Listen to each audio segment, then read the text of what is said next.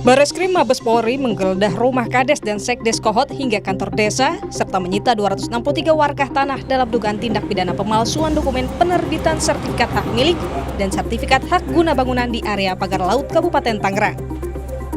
44 saksi dari warga hingga kementerian telah diperiksa. Polisi menduga Kades Kohot Arsin mencatut nama warga untuk menerbitkan girik palsu. Meski sudah diperiksa, polisi masih belum menetapkan Arsin sebagai tersangka. Dalam proses ini sudah melakukan pemeriksaan terhadap 44 saksi.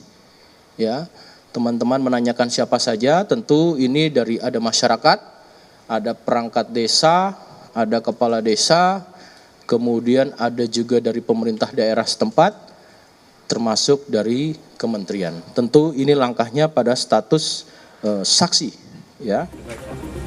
Temuan kepolisian ini sejalan dengan keterangan korban yang namanya turut dicatut untuk penerbitan sertifikat di sekitar pagar laut. Tahu-taunya identitas anak saya terjadi seperti ini, gitu.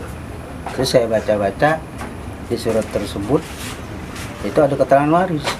Punya lahan di daratan atau? Saya sama sekali nggak punya, Pak. Semeter pun saya nggak punya. Kalau di laut? Kalau di daratan? Di darat pun saya nggak punya. Tidak punya. Apalagi itu di laut. Itu laut kan laut negara, Pak. Tapi tiba-tiba ada penerbitan itu, Pak. Iya itu, Pak. Sementara itu, Lembaga Bantuan Hukum PP Muhammadiyah yang melaporkan kasus ini ke polisi meyakini keterlibatan Kepala Desa Kohot Arsin dalam pemagaran laut di Kabupaten Tangerang. Ketua Riset dan Advokasi LBH PP Muhammadiyah Gufroni berharap seluruh yang terlibat dalam kasus pagar laut dapat dikenai sanksi hukum.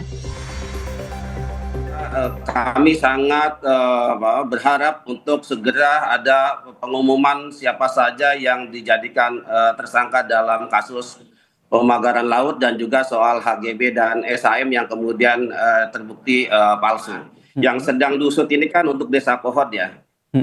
Kita belum mendengar apakah 16 desa juga termasuk yang masuk dalam tahap penyidikan ini. Karena sebagaimana yang sudah beredar bahwa 16 kepala desa juga diduga terlibat dalam pemalsuan dokumen, ya. Hingga saat ini, polisi masih memeriksa bukti dan saksi soal tersangka kasus pagar laut. Polisi terlebih dahulu melakukan gelar perkara yang dilakukan pekan depan. Tim Liputan, Kompas TV.